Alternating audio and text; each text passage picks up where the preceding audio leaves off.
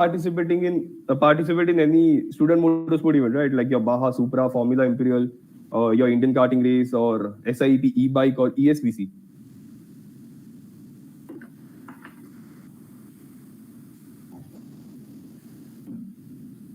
So it's 5 o'clock already, and I see 23 participants. So I'm gonna just share my screen right now. Yes, you can start. Sure, thank you. So someone please acknowledge if my screen is visible. And it will be good if you unmute yourself. Is my screen visible? Yes or no? Yes, sir. Yeah, thank you. So my name is Purvang Mantri, and even I am an automobile engineer. So I did my diploma and bachelor's in automobile engineering from Parul University, Vadodara. And after that, I was a faculty in the same university for quite some time. I was teaching vehicle dynamics to the students of final year, and the subject of automotive certification and homologation to the students of third year. After that, I pursued postgraduate diploma in electric mobility from College of Engineering, Pune, in collaboration with ARI Academy. And then I actually decided to become an author, an educator, and a YouTuber. Like I actually wanted to become a YouTuber, and that's why I pursued this path. And I published 4 books because as I am a YouTuber and my audience, my channel audience is basically students of automobile and mechanical engineering. And simultaneously, yes, there are students from electrical, computer science, and electronics background as well.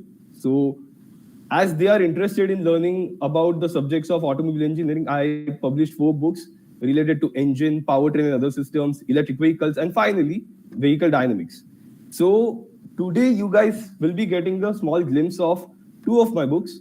One is Powertrain and Systems, and other is my last book, which is Vehicle Dynamics. Okay.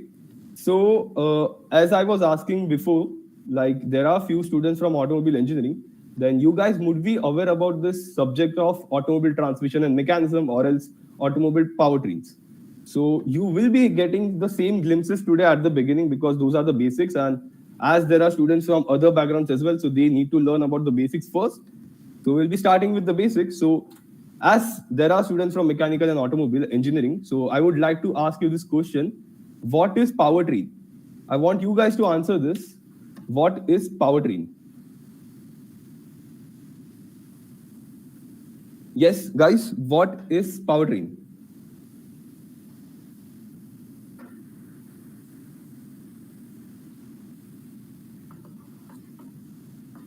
Yeah, if you want, you can type in the chat box as well.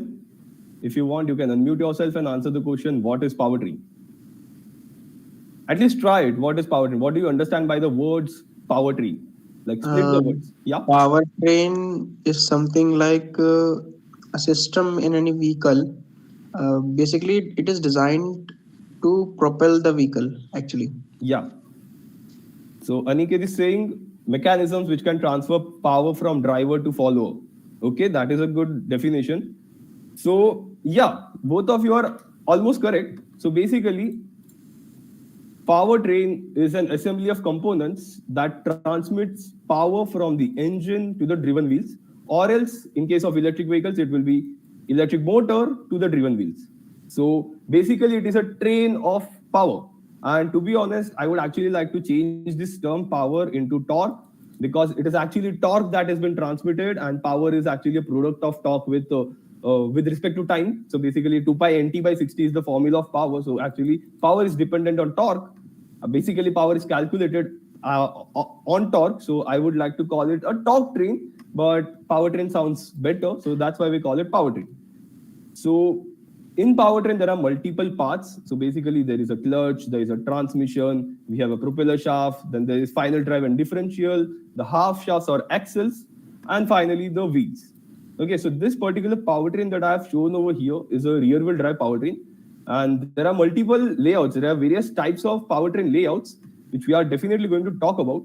So initially, let's talk about each of these components. Okay, starting with clutch. So clutch is basically a switch which connects the entire powertrain with the engine. So basically, it allows us to, one, connect the entire powertrain with the engine. Second, it allows us to change the gears or shift gears. Okay, and there are numerous number of clutches. Basically, there is a positive clutch and then there is a friction clutch. So the diagrams or the images that I've shown over here are examples of friction clutches. So this on the left is a single plate clutch. So there is a friction plate and or else it is also known as the clutch plate and there is a pressure plate. Okay, so this clutch plate, pressure plate is actually assembled together with the flywheel of the engine, and this friction plate is sandwiched between the pressure plate and the flywheel. So whenever the driver releases the clutch pedal in a manual car, this pressure plate will actually apply pressure on this friction surface of the clutch plate and it will get in contact with the flywheel and thus it will transmit the torque to the transmission or the gearbox. Okay, so the diagram on the right is actually a diagram of multi-plate clutch pack. And to be honest, you would be aware about this term called as slip and assist clutch. Yes or no? You guys have heard about this term called slip and assist clutch, right? Yeah, was that a yes or a no? Yeah, sorry. Yeah, good. So this particular diagram is of slip and assist clutch on the right, and a multi-plate clutch pack consists of multiple friction plates and steel plates, and they are housed together within an outer basket and an inner hub. And there are such ramps provided on the inner hub, which actually allows the clutch pack to either slip or else assist it to assist it to transmit more torque whenever the motorcycle is accelerated hard.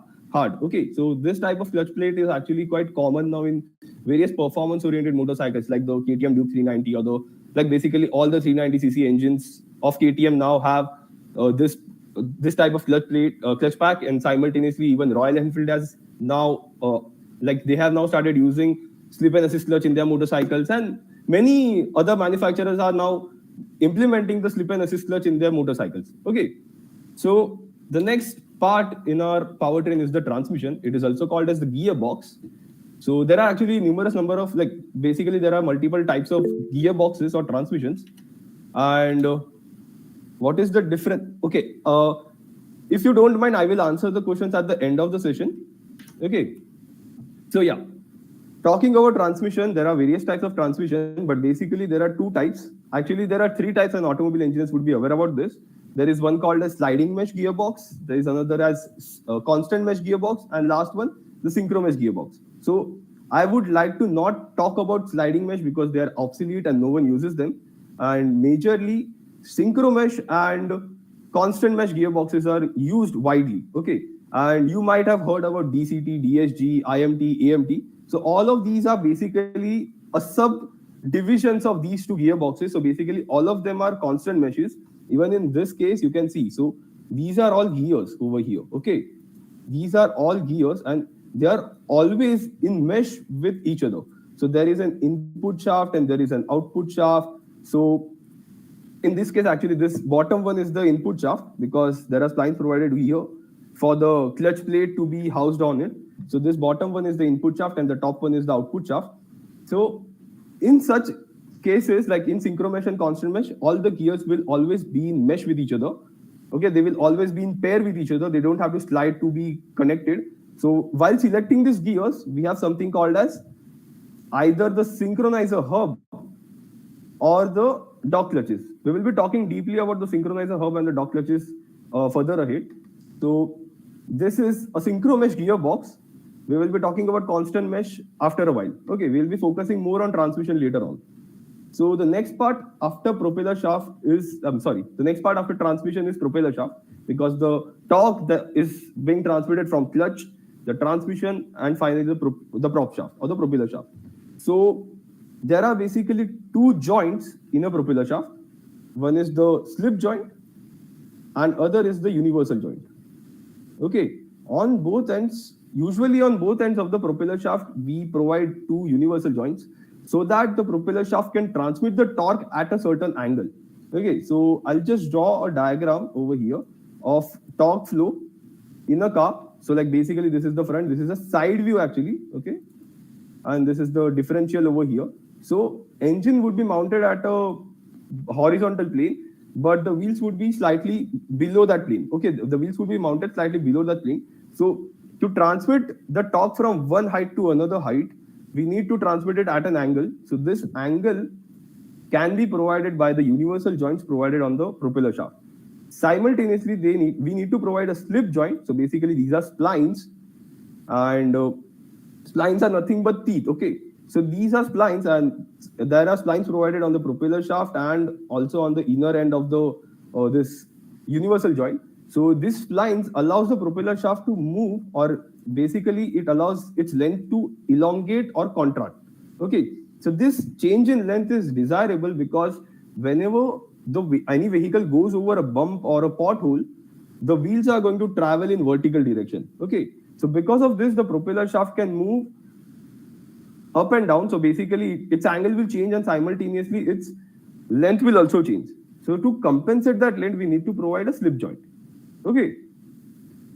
Moving ahead, we have the final drive and differential.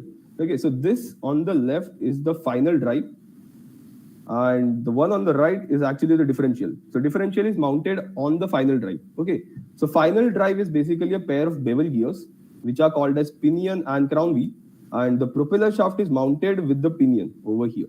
Okay, and the torque comes through the propeller shaft. It drives the pinion gear, which transmits the torque to a 90-degree angle with the help of crown wheel. Okay, this is a 90-degree angle now. Okay, you can see over here, this is the axis and it is at a 90-degree angle, and does it transmit the torque at a perpendicular angle with the help of two bevel gears. But now, if we directly connect one single shaft on both ends of this crown wheel and directly transmit it to the wheels, then basically both the rear wheels or whatever wheels are connected on both ends of this crown wheel will be rotating at the same RPM. Okay, but whenever a vehicle takes a turn, if you notice this, if you haven't, I will recommend you to notice this. Whenever a vehicle takes a turn, the inner wheels will travel a shorter path while the outer wheel will travel a longer path. Okay, so this change in curvature or difference in curvature will require that both wheels must rotate at different RPM. Okay, both the inner and outer wheels must rotate at different RPM. So this difference in speed is basically done by differential. So over here, I would like you guys to focus on the image on the right side. Over here, you can see this entire assembly is of the differential. Okay, so there is a cage mounted with the crown wheel, both on the top and the bottom. Then there are four bevel gears. Two of them are connected with the cage, which are called the planet gear, while the other two are connected with the half shafts, which are connected with the wheels. Okay, so the one which are connected with the wheels are called the sun gear. So basically the torque will be transmitted from the pinion to this crown wheel. This crown wheel will rotate the cage, which will eventually rotate these sun gears. Okay, so that's how the torque is transmitted through the differential. So this assembly of cage and four bevel gears is of differential, while the crown wheel and pinion is called as the final drive. Okay, moving on, we are going to talk about powertrain layout. Now, is there any doubt up till now? I see there is one doubt regarding wet clutch and dry clutch. So yeah, so let me just go back to the slide of the clutch. So basically this image of single plate clutch is actually a dry clutch, while that which are used in motorcycles, which are multi-plate clutches, they are wet clutches. So these type of clutches are actually submerged in oil. Okay, they usually are submerged in the engine oil itself, but in some motorcycles, the two-stroke motorcycles, they use a different oil, which is not called as the transmission oils. And in case of DCT and DSG, yes, there are multi-plate clutches, and they would be covered, like they would be wet clutches as well. Okay, I hope this doubt is clear. Yes, there was a motorcycle, like few of the motorcycles from Ducati had multi-plate clutches which were dry clutches, but they were quite noisy, and that's why they then ended up shifting to wet clutches as well. Okay, so yeah, let's start with powertrain layouts. Now, I would before going into powertrain layouts, I would like to ask you guys, what type of powertrain layout you are already aware about? Like you might have heard about some powertrain layouts, right? So what all layouts have you already heard the names of?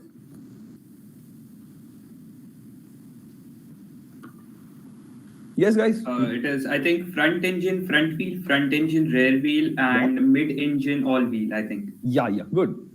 There are actually more powertrain layouts, to be honest.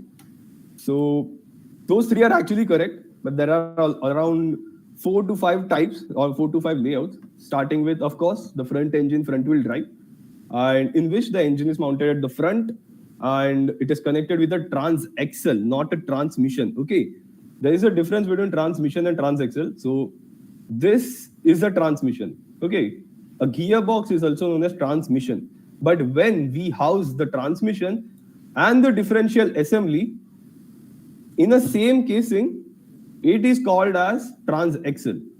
Okay, keep this in mind. No one is going to tell you this, but keep this in mind. Transaxle houses differential and the transmission together in the same casing, and the drive shafts or the half shafts are directly connected with the ends of the differential. Okay, so this is front engine front wheel drive. Then, as he said, as he mentioned, there is another as front engine rear wheel drive.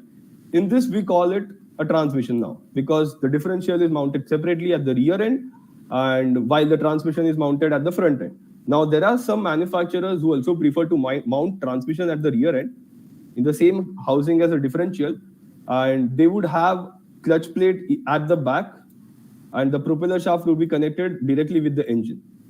There are such powertrain layouts for rear wheel drive as well. Okay, so in any cases, it is always known as the front engine rear wheel drive. Okay, then there is rear engine rear wheel drive, or it is more specifically called as mid engine rear wheel drive. Okay, so similar to the front engine front wheel drive, the powertrain layout is similar here. The only difference is entire powertrain is now mounted over the rear axle. So even in this case, the transmission will be called as transaxle. Okay, so majority sports cars or hypercars uses this particular powertrain layout. You can name it like take Ferrari SF90 Stradale or any powertrain of Lamborghini. Majority of them will be using the mid-engine rear-wheel drive powertrain. Okay, now there is four-wheel drive powertrain in which the engine can be mounted at the front or it can be mounted at the rear. It is entirely dependent on the this manufacturer. Wherever they want, like wherever they have space available with them, they can mount the engine either at the front or at the rear, or basically a mid-engine drive. And in this case, we will have another part which is called as the transfer case. So basically, you guys are definitely aware about the vehicles like Mahindra Thar, Force Gurkha, and even VMAX D-Cross, or sorry, D-Max V-Cross. I always get confused between the placement of D and V in the Isuzu's VMAX D-Cross or that one. And so these basically have four-wheel drive powertrains. And in that, the driver gets an option of selecting between a two-wheel drive mode and a four-wheel drive mode. Simultaneously, it also gives the drivers an option of selecting between 2 high or 2 low and 4 high and 4 low. So basically, 2 and 4 are two-wheel drive and four-wheel drive options, and high and low stands for high speed and low speed. So basically, in high speed, the torque output would be low, but in low speed, the torque output would be high. So if you are tackling a pretty technical terrain, or basically you're climbing a rocky hill, then in that case you want to select 4 low, in which the speed of the vehicle would be quite low, but it will provide high torque to the wheels, because in that particular case you need high torque. Okay, now this is the four-wheel drive powertrain. Then we have the all-wheel drive powertrain, in which we do not use transfer case, instead we use central differential. So in this particular type of powertrain, there will be 3 differentials, one at the front, other at the rear, and one in the center. The central differential will actually transmit the power to the front and rear differentials, and based on how the torque is required, it will also differentiate the amount of torque to the front and rear axles. Okay, and this is the basic powertrain layout to teach about all-wheel drive, but in reality, all-wheel drive powertrain looks something like this. The central differential is housed within the transaxle, which is mounted over the front axle. Okay, so you can see over here, the central differential gets the power from the engine. The crown wheels provide the power to, or basically the torque to the cage, which provides the torque to these bevel gears, or basically the planet gears, which rotates the sun gears, which transmit the torque to either the rear axle or to the front axle. Okay, over here.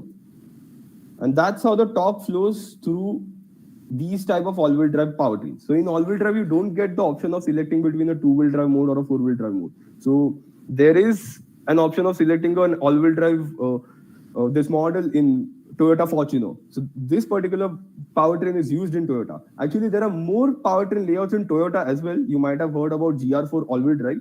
If you haven't, then I would recommend you to check out my book, Powertrain Systems in a Nutshell.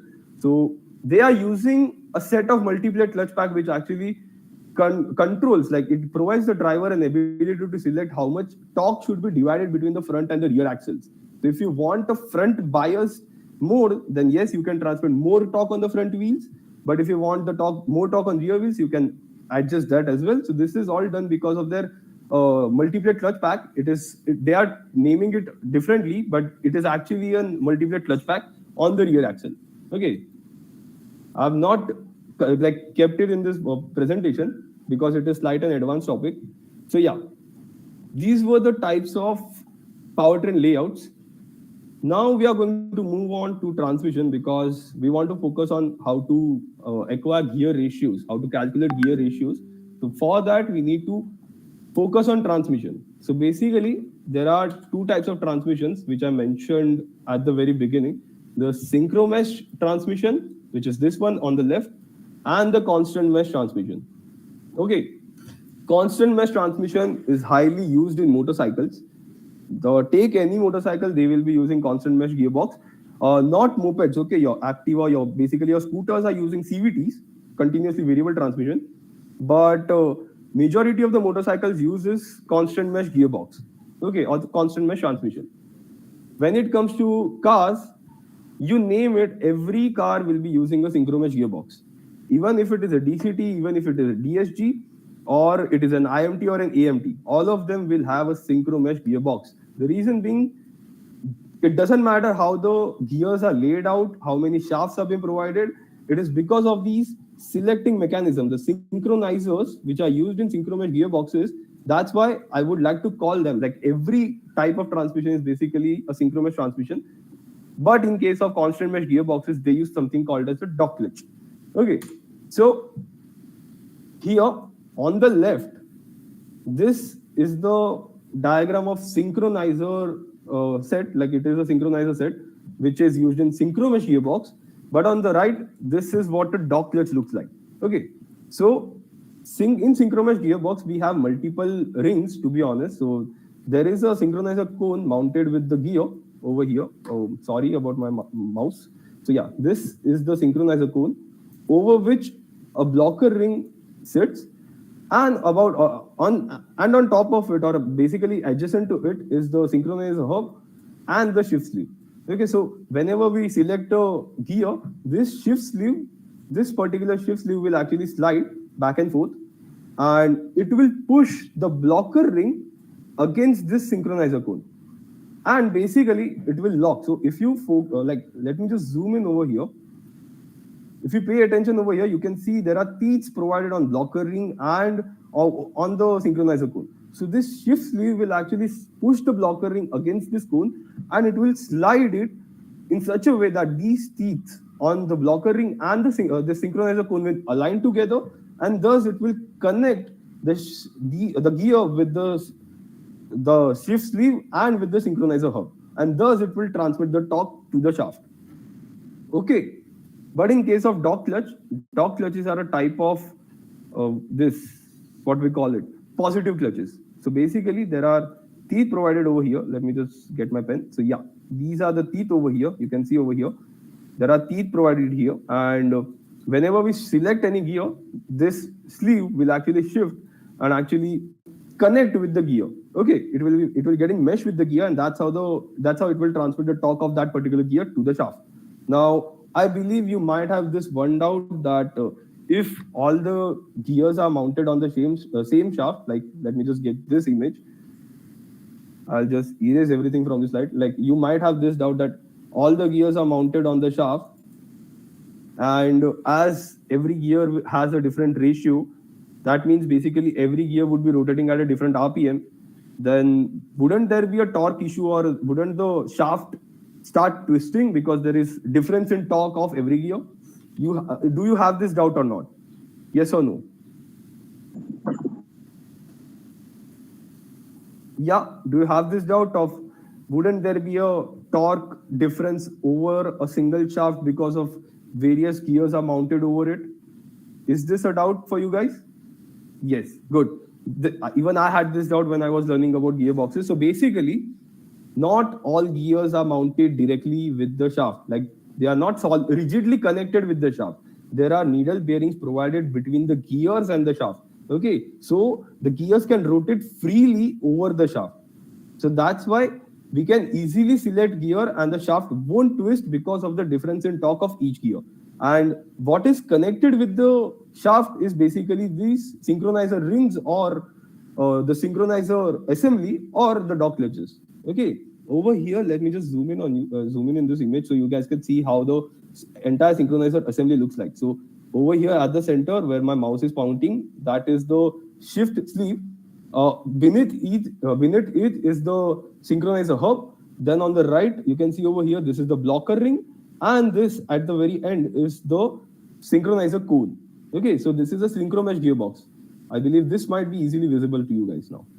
Okay, so usually whenever you open any book, you will see that all the synchronizers and the dog clutches will be provided on the same shaft. But in reality, they are not mounted on the same shaft. Like in this particular diagram, you can see the synchronizers are mounted on the same shaft. But in reality, they are not because of weight distribution. They want to distribute weight over two shafts equally so that it becomes easier to balance them. Okay. So moving on, I want to talk about Koenigsegg Lightspeed transmission. You guys would have seen many reels about this transmission or many YouTube shorts on this particular transmission. Yes or no? Have you guys heard about this? Have you guys heard about Koenigsegg's LST transmission, Lightspeed transmission? Yes or no? Yeah. Good. Yes, we have. Good. This is quite a famous transmission because they have introduced it recently, and apparently, like usually we hear that every transmission has one clutch or maybe two clutches because DCT DSG uses two clutches or two clutch packs. But in case of Lightspeed transmission, this particular transmission has 7 clutch packs. So this is a basic diagram I made for my video. So these over here are clutch packs. So basically they are hydraulically operated clutches and they are multi-plate clutch pack, okay? And these clutch packs can be individually operated. And Koenigsegg has designed this transmission in such a way that they can provide 9 gear ratios in automatic mode. Okay, 9 gear ratios in automatic mode. But as soon as you select the manual mode, this transmission can provide 6 gear ratios. And to select this 6 gear ratios, they have provided a separate clutch pedal and simultaneously they have provided a shift stick. So basically, like in every manual car where we have a shift stick through which we can select the 6 gears, they have provided that in their car. So they introduced this transmission in their CC850, which was one of the recent cars, and they are also going to use this gearbox or basically use this transmission in their upcoming car, which is the hybrid, the Gemera. Okay, so to acquire the 9 gear ratios or the 6 gear ratios, they just individually connect these clutch packs or basically activate these clutch packs individually and create 9 gear ratios. So like this is the first gear ratio. So if they want, they can connect this one. So the torque would be transmitted through this, and they can connect this one. So the torque would be transmitted through this over here. So similarly, if they want to select the second gear, then it will disengage this clutch and it will engage this one, and the torque will start to transmit from this one. So in such way, combining these 7 clutches together, like alternately, they can provide 9 gear ratios, and simultaneously, in case of manual mode, they can provide 6 gear ratios. Okay. So now I want to ask you guys, why do vehicles need transmission? If you see, like every other IC EV which is running on our road has some form of transmission provided in it. It can be a CVT, it can be your DCT, your DSG, IMT, AMT, or your basic manual transmission. But every IC EV will have a transmission. Why do vehicles need transmission? Answer this. To overcome resistance, so that all the resistance. Okay, that is somewhat correct. So I want to ask this question differently. Can we not connect the engine directly with the wheels? why do we need to provide an entire powertrain? Why don't we just simply connect the engine directly with the wheels? To overcome the The starting. power consumption will increase. Okay. So both of them are somewhat correct. Yes. You can't directly engage starting torque of the engine. Yeah, that is now perfect answer. So yeah, basically, yes, that is correct. The torque output of engine is not enough to run a vehicle directly. So if you ever get a chance to calculate, like if you haven't gotten the chance, I am going to provide the formulas to actually calculate this. But try and calculate how much torque is required on the wheel.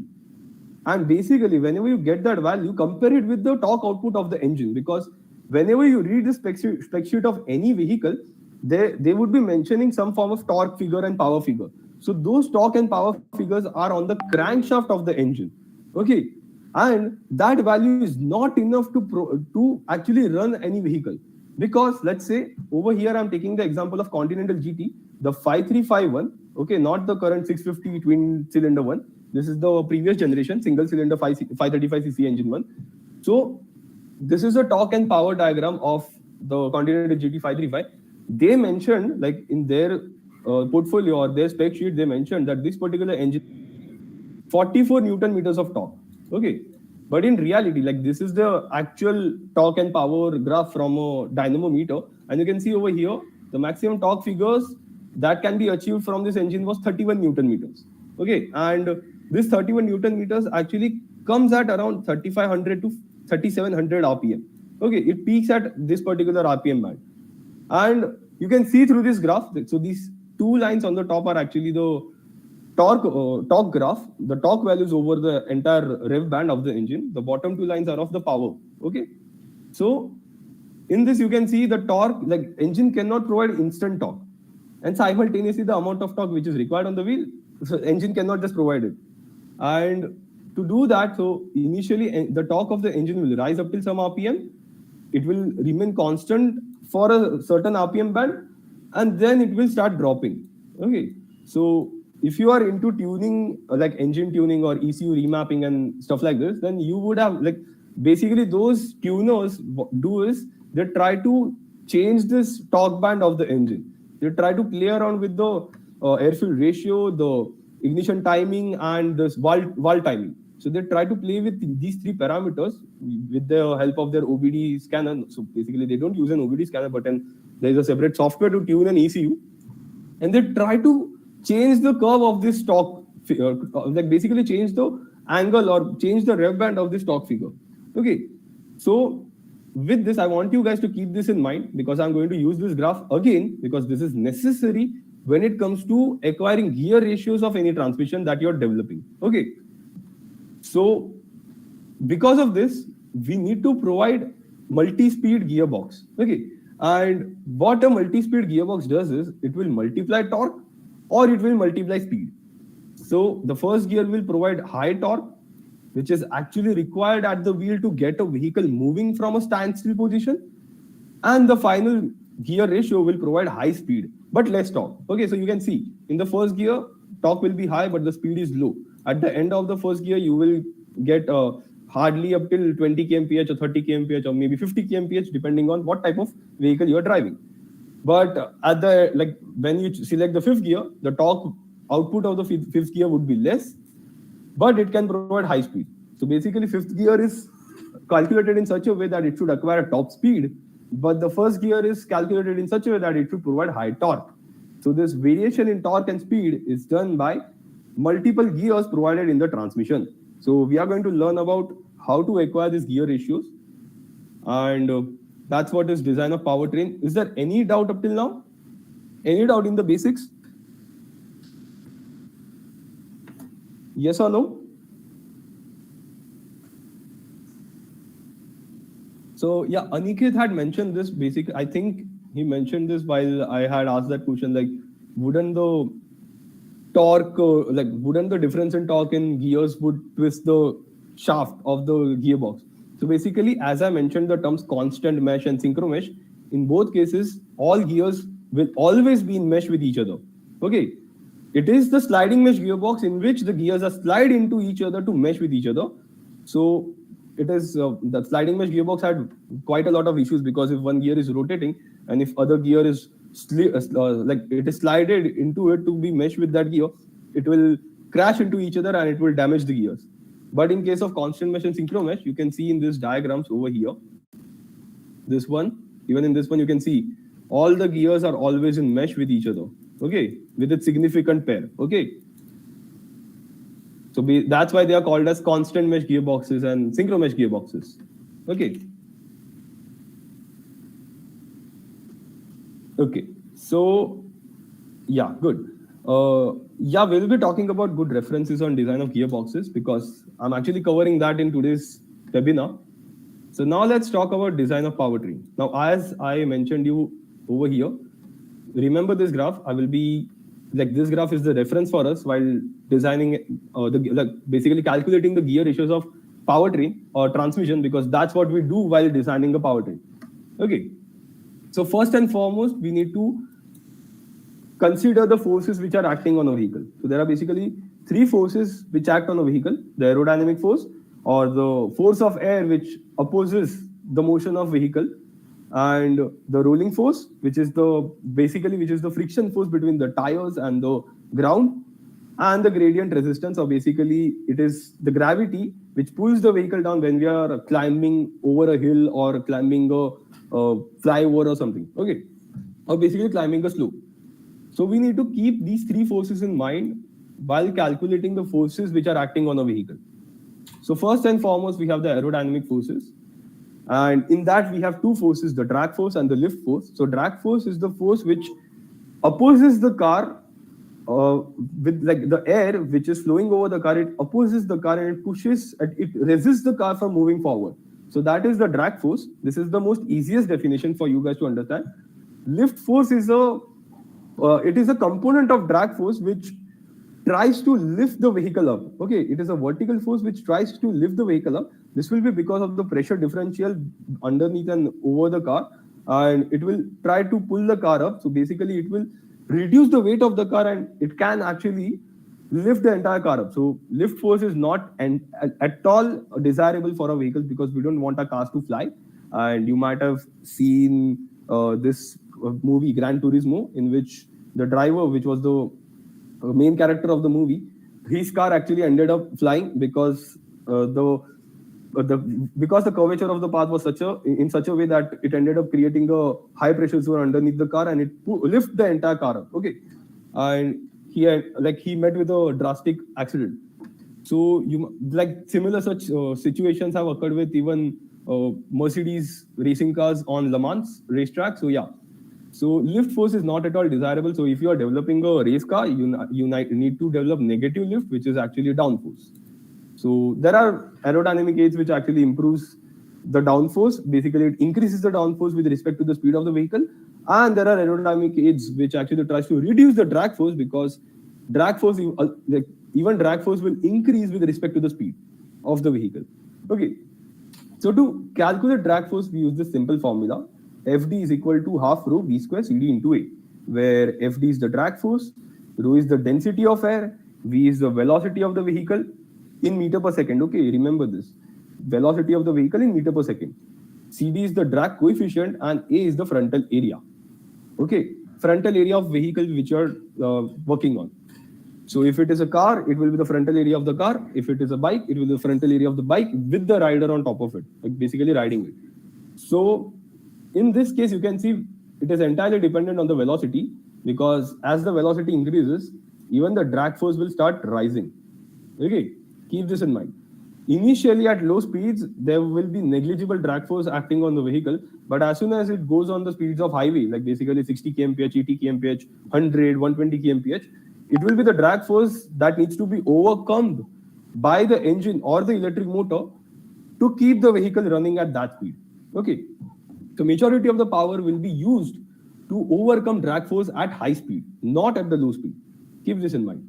So with this formula, we can calculate drag force, but in reality, we actually use that formula to calculate coefficient of drag. And we acquire the value of drag force with the help of CFD analysis, computational fluid dynamics analysis, and wind tunnel testing.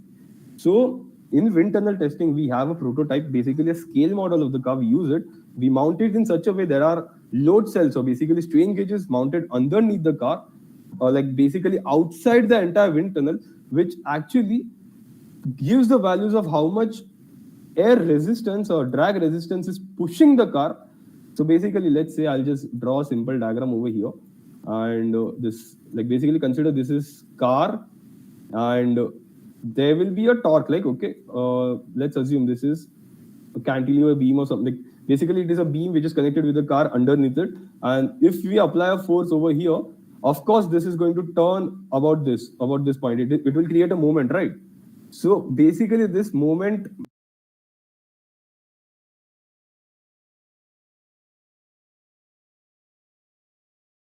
acting on a vehicle simultaneously with CFD, they can find the pressure gradient over the frontal area of the car, and they can find the center of pressure, and based on that, they can calculate, like, there is a formula: force is equal to pressure into area. Yeah. So basically, pressure is equal to force into area. So if we know pressure and if we know frontal area, we can calculate force. So basically, that's how we can also calculate drag force using CFD and use that value to calculate the coefficient of drag. So this is the process of acquiring drag force or the drag resistance which is acting on the vehicle. Next we have is the rolling resistance. Now rolling resistance is basically the friction between the tire and the road surface.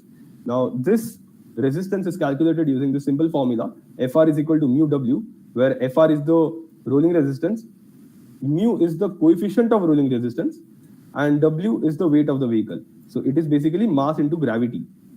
Okay, mass will be in kg, G, your gravitational pull will be in meter per second square.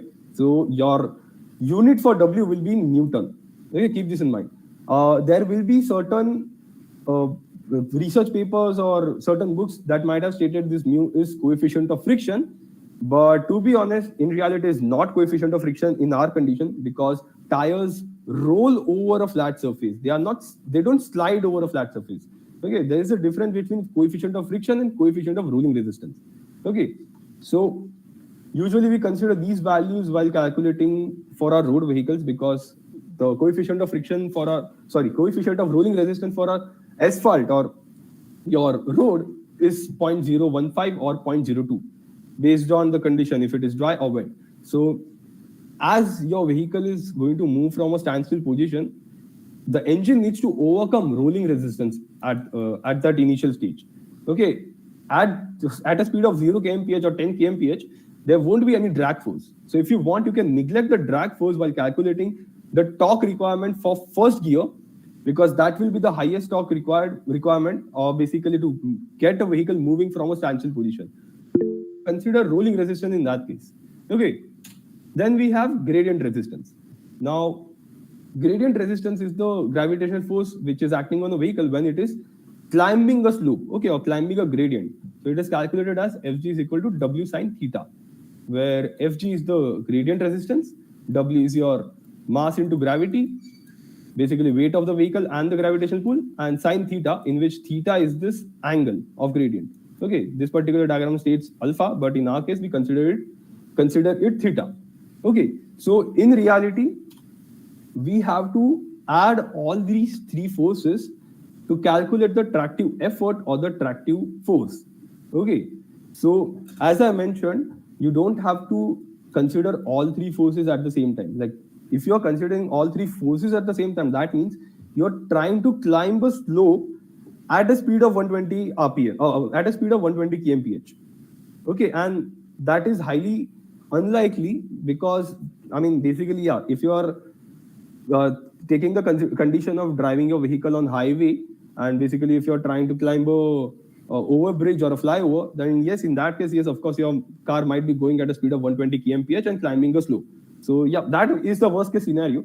But when you're trying to design a race car or some other type of vehicle, then in that case, you need to decide what force or what resisting force you need to give the priority to. So if you're designing a track focused vehicle, you definitely should give priority to drag force and the rolling resistance. You can, if you want, you can neglect gradient resistance. Okay, but in case of designing any all-terrain vehicle, in that case, if you want, you can neglect drag force because I am now considering the scenarios of competition, the Baja and ATVC sort of competitions. In that cases, your vehicle speed is limited to 60 kmph, and in that cases, yes, there will be some drag force at the high speed in the range of 40 to 60, but the amount of rolling resistance and the gradient resistance would be more. So you need to give those resistance or those resisting forces the higher priority. Okay, so usually powertrain engineers use the softwares of MATLAB and Simulink, and they have something called as drive cycles. So these drive cycles have data of every this resisting forces which they have gathered with the help of sensors which were mounted on a vehicle on a test subject, and they use this drive cycle to calculate each and every force, and based on that they calculate how much tractive effort would be required to drive a vehicle in a particular condition, and based on that they can calculate how much power is required. So power is basically, like, power has multiple formulas. One of them is this, which is the product of tractive effort and velocity of the vehicle, again in meter per second. Okay, keep this in mind. Every time we are calculating for any powertrain, we are always considering velocity in meter per second. Okay, so any doubt up till now? Yes or no, guys? Any doubt up till now? Because now we are going to look at the process of basically get into the procedure of acquiring gear ratios. I have one question. If we are going to calculate the total weight of the vehicle, then we need to consider the weight of passenger also? Yes, you need to consider the gross weight.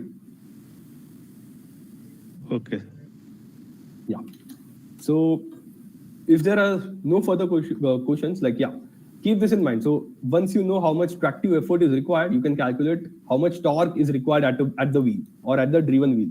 And that torque is nothing but the product of tractive effort and the radius of the wheel. So basically, usually this is the effective radius of the wheel, because tires are viscoelastic in nature.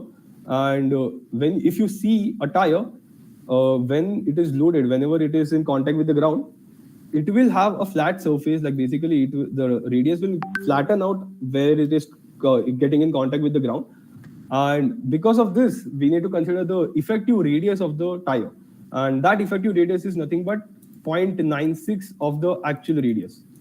Okay, keep this in mind.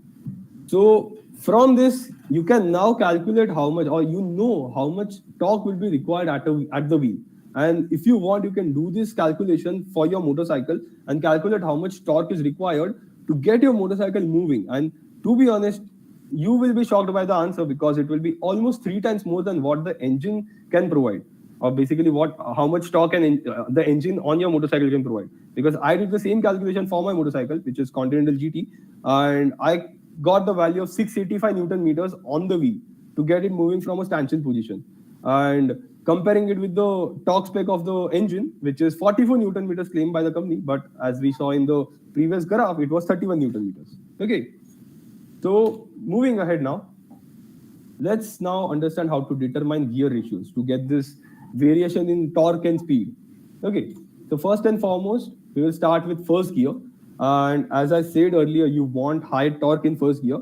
So basically, we will give the torque a higher priority here to calculate the first gear ratio. And we have, at this point, we would have calculated the torque at wheel, and we would be aware about how much torque can be provided by engine. So this TW is your torque at wheel, and TE is your engine torque. Okay, so everyone knows this formula of gear ratio. Like, there is actually a quite simple formula which provides gear ratios in multiple ways. It can be a ratio of torque, it can be ratios of your number of teeth between two gears, it can be the ratio of your diametrical pitch, it can be the ratio of RPM. So using this, you can calculate gear ratios. Okay, there are multiple ways to, basically all of them are ratios, and it will provide you gear ratio. Okay, so to calculate first gear ratio, we consider the torque at wheel with respect to torque at engine. Okay, engine torque, and basically we'll get some value over here.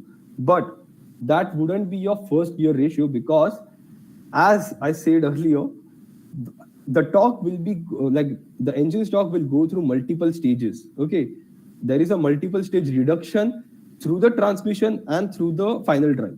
So usually there is an input in which there is an input or primary reduction gear in the gearbox itself, which will multiply the torque up till some point, then it will be the first gear which will multiply the torque, and finally it will be the final drive, this final drive. Let me just go back to our one of the previous slides over here. This final drive on the left. Okay. So basically, usually it is called the final drive ratio. So in case of motorcycles, it will be primary and secondary ratios. So in motorcycles, the clutch pack wouldn't be directly connected with the car, this crankshaft. It will have either a pair of gears or it will have a chain drive. Okay, in case of older Royal Enfield engines, they use chain drive to transmit the torque from the crankshaft to the clutch pack of the vehicle or of the transmission. But in case of cars, we use such gears, a pair of gears. Okay, these are the gears which would actually act as the primary gear ratio, and then there will be the first gear ratio or the second gear ratio, and finally there will be the final drive. Okay, so you need to consider these two parameters as well, your primary reduction and your secondary reduction. In both cases, even if it is a car or it is a motorcycle. And in case of motorcycle, the secondary gear ratio would be a sprocket ratio between your transmission, like the output of transmission, and the rear wheel. So basically, you know that there is a chain connected which transmits the torque from the transmission to the rear wheel. So that is your final reduction ratio, or the secondary gear ratio or reduction ratio. Okay, so you need to consider all of these. So this GRFD is actually this product of your primary reduction and your secondary reduction, which happens before the selection of gear or before the gear of the transmission and after the gear of the transmission. Okay, and this GR1 is your actual first gear ratio. So this value you will get over here will be this value, the GR value, the gear ratio value, and from this you can calculate your first gear ratio. And you must be aware about your primary and secondary gear ratio, and you have to select this beforehand calculating the first gear ratio. For that, you can do your benchmarking, basically check out what other manufacturers are doing, how much primary and secondary gear ratio they are using for their vehicle, and you can consider similar values for your vehicle as well. Like if you're designing, basically if you're working on a powertrain for an SUV, then compare it with a similar SUV. This is what we call as benchmarking. Okay. Once you do that, you now have the gear ratio of the first gear. And now you need to calculate your final gear ratio. So yeah, one thing I have forgotten to mention over here, you have to consider an RPM band between which the gear ratios would be shifted. Okay, or basically it will be working. So these RPM band would be where the torque is almost at its peak and where it starts depleting. Okay, so you have to consider these 2 points or RPM points where your torque is almost constant. So in such cases, like this will be your NEI, which is your initial engine RPM, and your NEF, your final engine RPM, because this is the RPM band between which the gear ratio would be working. So with the help of this, you can calculate how much top speed can be achieved in every gear. So for first gear, it will be your NEF, which is your engine's final RPM, which in our case, let's say we are assuming it to be 4,500 and your initial RPM is 2,500. So for calculating this gear ratio, if you want, you can also consider 25 RPM for this and use the RPM of the wheel. Okay, but initially it will be your torque figures. Okay, so to calculate the top speed in your first gear, you just have to divide your engine's final RPM with your wheel's final RPM. And you can calculate this wheel's final RPM with a simple formula, which I'm going to showcase in the next slide. So with this, you can calculate this simple formula, you can calculate the speed in every gear. Okay. Now, once you have acquired your first gear ratio, you need to acquire your last gear ratio, because as I mentioned earlier, your powertrain or basically your transmission is going to multiply torque or it will be multiplying speed. Okay, you want high torque in low gear and you want high speed in high gear. So in that case, we have acquired the first gear ratio, which will be providing high torque. Now we need to calculate your final gear ratio or the last gear ratio, which will be providing high speed. So for that, we will use this simple formula where NWF, which is the RPM of your wheel, okay, on high speed. This VF is your velocity of the wheel, okay, in high speed, again in meter per second, and divided by, like, multiplied with 60 and divided by pi and d. D is your diameter of wheel. Okay, so from this, you can calculate at how much RPM your driven wheels would be rotating at high speed. So if you're considering 100 kmph, convert it into meter per second, which would be around 22.22 meter per second, use it in this particular formula, and also assume your diameter of the wheel, which you have to select. Again, do benchmarking before doing all the calculations. Okay, from that you can calculate how much RPM at how much RPM the wheel would be rotating. So basically, from that you can calculate what will be the final gear ratio or the last gear ratio, because you will be now using the ratio of RPM to calculate the gear ratio for your last gear. So which is the ratio of NEF, your final RPM of engine, which will be around for the example that we took, which is 4500 divided with the speed of our vehicle or the RPM of our rear wheel, which we are calculating based on 100 kmph or 22 meter per second. So based on that, we can calculate your final gear ratio. Now, you can use the same formula to actually calculate your top speed for first gear as well. So you can see over here, there is the same formula is used for calculating the velocity. Okay. So once you have done this, you now have your first gear ratio and your last gear ratio. Now you need to determine before moving ahead, I want to consider this. So whenever you are deciding your top speed, so if you're participating in any form of competition, then yes, the rule book will be mentioning a top speed which you cannot go beyond. But if you are trying to make your own vehicle for public, so in that case, you have the ability to select how much top speed you want. So keep this in mind that your top speed would be it would be constricted by the road resistances acting on the vehicle. See, these road resistance is nothing but your drag force and your rolling resistance. So if you use MATLAB or Simulink, or even if you use Microsoft Excel, because you can do all the same calculations in MATLAB and Simulink and as well in Microsoft Excel. So from that, you can actually calculate this graph or get this graph of how much total resistance is acting on a vehicle with respect to speed, and calculate how much torque is being transmitted in the particular gear. So this high torque will be in your first gear and this low torque figure would be in your last gear. So you are aware about your torque figure, torque outputs of the engine. Simultaneously, you are aware about your gear ratios. You can calculate how much torque would be transmitting through the wheels. And if your top speed, if you're trying to achieve a top speed, which is way it ends up becoming so high that the road resistance are quite high, and if your engine cannot provide enough torque to overcome it, then your vehicle would be constricted by the road resistances. Okay, so this top speed value which you are going to consider must be taken in such a way that it should it should intersect with your road resistance. Basically, it should be achievable. Okay, so keep this in mind. Now, at this point, you have your first gear ratio and your last gear ratio. Now, moving ahead, we need to calculate gear ratios which will be between the first and the last gear ratios. If you're designing a 4-speed gearbox, or maybe 5-speed or 6-speed or 7-speed, even at times even 9-speed gearboxes. So in that cases, yes, you need to determine the intermediate gear ratios. And for that, we have two basic processes. You can either use geometric ratios or you can use progressive ratios. Okay, so in case of geometric ratios, we consider the RPM band of the engine to calculate each and every gear ratio. So you can see from this graph, in first gear, of course, the vehicle will move from the initial RPM of the engine to the final RPM of the engine. Then we will shift the gear. So that means we will select the second gear. So the engine RPM will drop back to its initial RPM, which is 2500 that we consider. And as we accelerate, it will move back to its final RPM. It will increase the velocity. Then we again shift gears. So basically, in case of geometric ratios, the gears would be calculated between the RPM band, or basically the initial and the final RPM of the engine.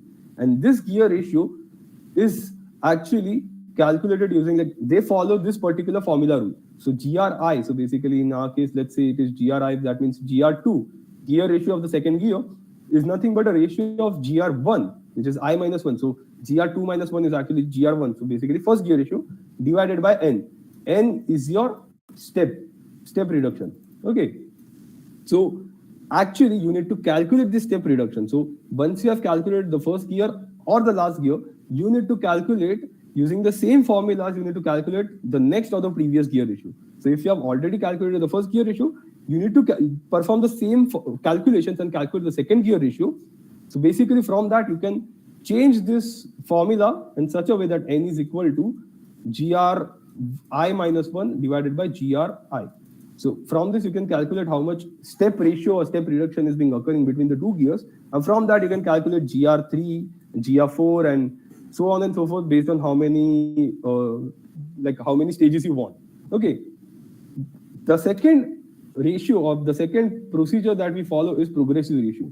So in this case, we don't consider the RPM band of the engine. So basically, for our first and the final gear ratio, we definitely need to consider the RPM band. But for the intermediate ratios, we consider how much velocity will be increased. So in progressive ratios, the velocity of the vehicle will increase equally. Okay, so let's say for example, in first gear, you can achieve 20 kmph. Over here, let me just write over here 20 kmph. That means in next gear ratio, it will add more 20 kmph. So basically, it will be 40. Then in third gear, it will add another 20. So basically, it will achieve 60. So the velocity will increase constantly. Okay, this delta V is the difference in velocity. So based on this, we can calculate GR2. So we need to calculate two gear ratios. Again, similar to the geometric ratio, we need to calculate two gear ratios. Even in here, we need to calculate two gear ratios, like adjacent gears, okay? You cannot consider first and the last gear. You need to consider first or second, or fourth and fifth, or fifth or sixth, based on which is your last gear ratio. Okay. And from that, the progressive ratio goes with this particular rule that GRI plus 1. So basically, let's say your GRI is your gear ratio of second gear, your GRI minus 1 is your GR1, and your GRI plus 1 is your GR3. So basically, to calculate your gear ratio for third gear, you have to use this formula where it will be GR2 multiplied by GR1 divided by 2 multiplied by GR1 minus GR2. Okay, so this is the rule which is followed by progressive ratios. So whenever you start designing, like it can be confusing which method you should use. Should you use the geometric method or should you use the progressive method? So initially, what I recommend is start with geometric ratios, initially calculate gear ratios based on your geometric progression or geometric ratios using this rule, and optimize it. Like definitely you cannot acquire any gear ratios in the very first attempt. You need to go through multiple iterations. So optimize this gear ratio with the help of your progressive ratios. Okay, so that's how you do it. And to give you an example, I did the same calculation with my bike, which is Continental GT535, and I actually rode the bike and I kept I kept my eye on the tachometer and see at what RPM band I was changing my gear ratios and how much RPM I calculated, like how much velocity of the wheel of vehicle would be increased, because I had the values of each and every gear.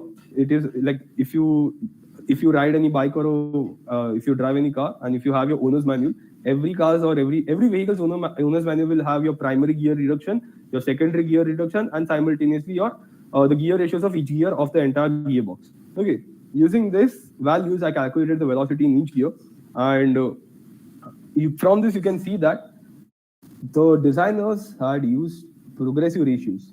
And in reality, yes, every powertrain designer will go with progressive ratios.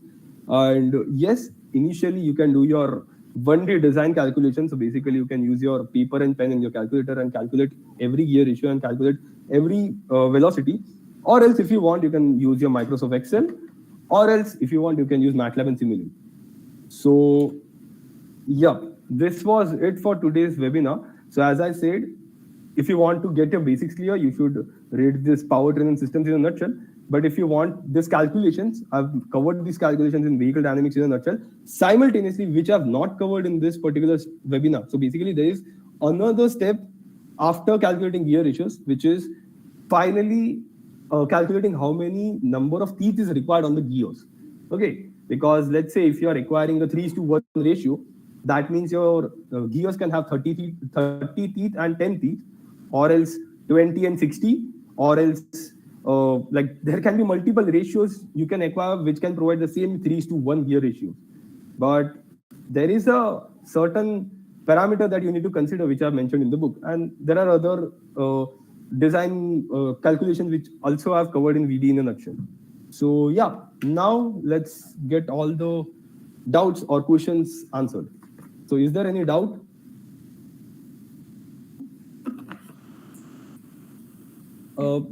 Yeah, Palaksha, I have provided my email ID over here, which is purvangmantri@gmail.com. If you want, like, I would highly recommend you guys to check out my YouTube channel. And I make videos related to automobile engineering. So basically, I like take the example of in real life scenarios and I explain those systems in the most easiest way possible in such a way that even in-standard students can actually understand it. But if they don't go as complicated as I've mentioned in this book or whatever I've taught in the seminar or basically webinar, I don't go that harsh in my videos. So yeah, Palaksha, you also had this doubt, good reference on design of gearboxes. I would recommend you to check out my book, Vehicle Dynamics in a Nutshell. It also, like I have also covered the design of your suspension system, your steering system, your braking system, and simultaneously your torque vectoring. Torque vectoring is this new electrically controlled differential which is used in this electric vehicles with multiple motors. Thank you, Bharat sir, for appreciating this webinar.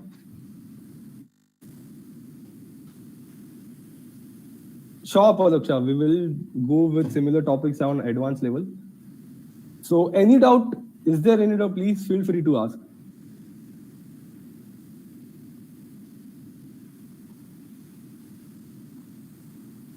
Yeah, guys, is there any doubt in today's webinar?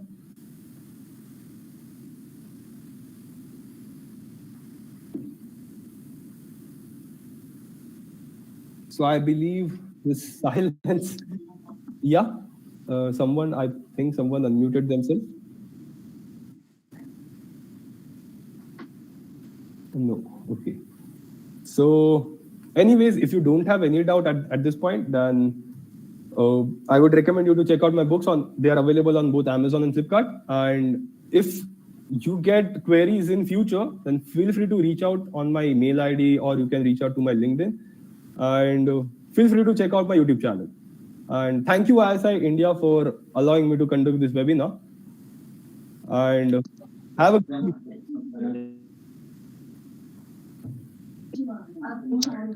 Thank you so much, Puvang, for hosting this webinar. Your expertise and insights were invaluable for our learners. And thanks, learners, for attending this webinar. I hope this webinar helped you out to upskill your learning and skills. So, I would like to take the opportunity to introduce our company, ISIE India Products and Services, that we offer in electric vehicle technology with small video. So, please have patience and go through with this small video.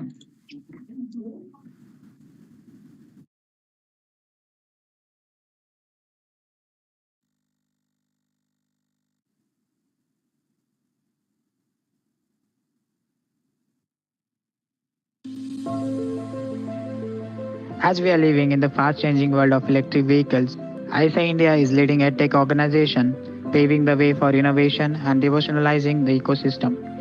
It is bridging the gap between industry and academia and bringing all the stakeholders to the same table. From 2013, our parent organization has been tirelessly working to create an ecosystem for skill development, research, innovation, and entrepreneurship in the electric vehicle industry. Through CSR skill development and partnership with GIZ, Tata Technologies, Bharat Crop Science, Kalika Industries, Chalna Jan Seva, Masiya, IPCA Laboratories, etc. And with national and international e-mobility events such as Electric Solar Vehicle Championship, Formula Imperial, Indian Karting Race, e-bike design challenge, we have provided a platform for over 3 lakh students from more than 750 colleges and universities to come up with the innovative projects.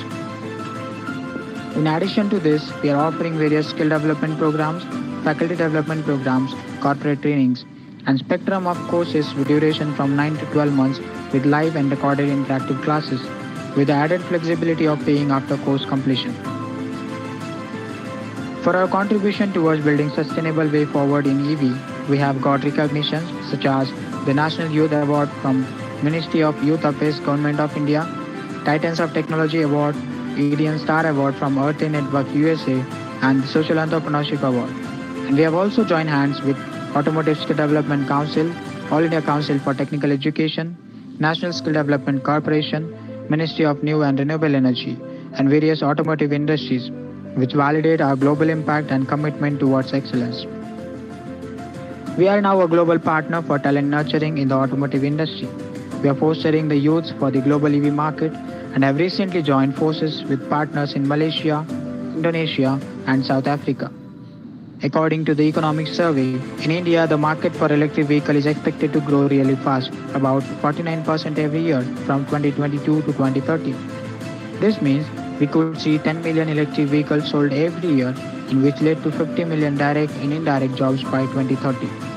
We are committed to sustainable mobility solutions and our industry-aligned programs cater academia, industry, and government sectors.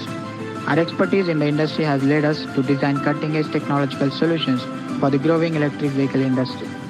We promote project-based learning, hands-on training, skill development initiatives, vocational training, research, entrepreneurship, public-private partnerships, awareness and outreach programs. Our state-of-the-art facility, the Center of Excellence for Electric Vehicle, is dedicated to spreading the word about electric vehicles by facilitation of technological advanced solutions. EV Tech Lab. It's a high-tech lab designed for students studying engineering, ITI, and polytechnic students getting job training. Think of it as a space where creativity meets actual hardware solutions. People here get to dive deep into the physical part that make electric vehicle work. This model is also helping our partners for community skilling of various job roles, such as electric vehicle technician, vehicle assembly operator, charging station operator and technician, and workforce for electric vehicle powertrain, battery and BMS maintenance, etc.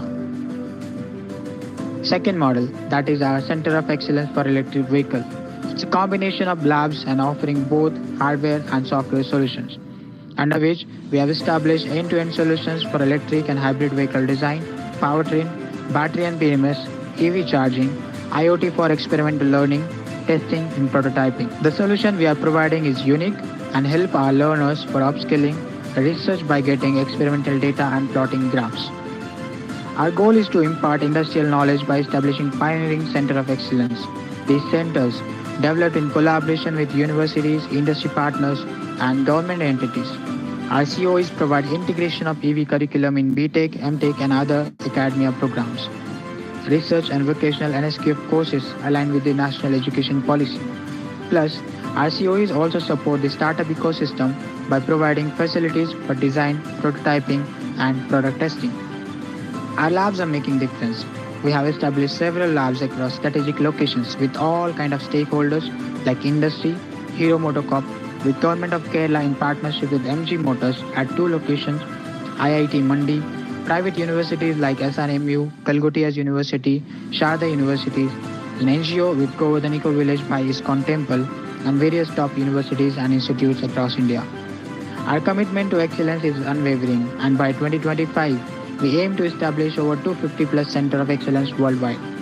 With India rapidly moving toward an electric-only future, ISA India is well positioned to develop a workforce prepared for the international arena. Join us on this electrifying journey towards a sustainable and innovative future.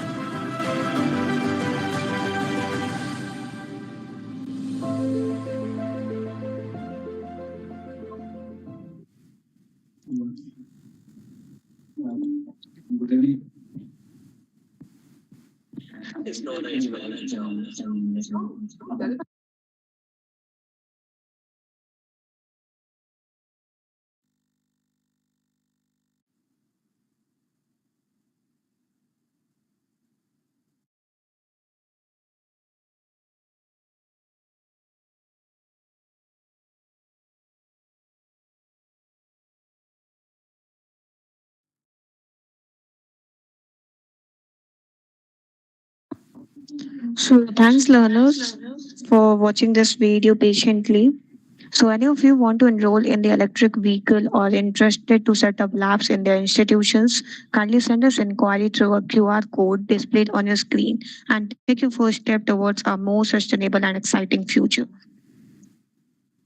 Thank you so much, learners, for attending the webinar. Uh, Here I am Rajesh Khanna from JNTU. Yes. Yeah, Kashish, do you have any centers in South ISIE? Yeah, we having the team member. From like I am from Hyderabad, Okay.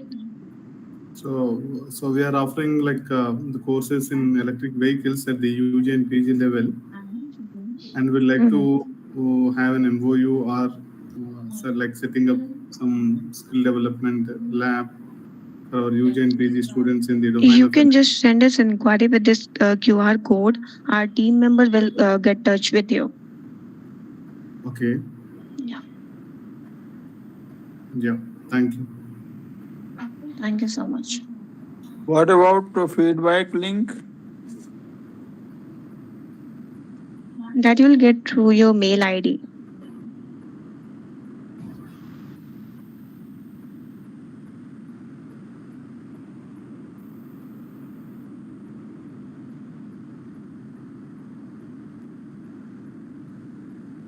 So those are interested in the EV courses. So kindly send us inquiry displayed on your screen, the QR code.